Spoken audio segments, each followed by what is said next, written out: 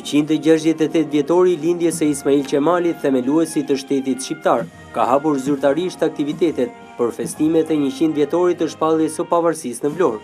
Drejtuesit më të lartë të pushtetit vendor kanë bërë omazhe dhe kanë vendosur kurora me lule për anvarrit të Ismail Qemalit. Në fjalën e tij, kryetari i Bashkisë Shpëtim Gjika ka ftuar të gjithë shqiptarët e të gjitha trevave shqipfolse të vizitojnë Vlorën në këtë vit të shënuar për historinë e Shqipërisë.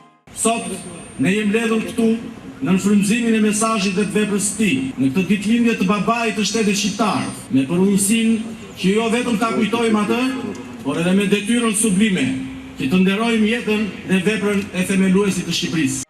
Në nderim të figurës së Ismail Qemalit në universitetin me po të njëjtin emër, është zhvilluar dhe një konferencë shkencore. Më pas në Muzeun e Pavarësisë është hapur një ekspozitë me temë Jeta e burrit të shtetit shqiptar.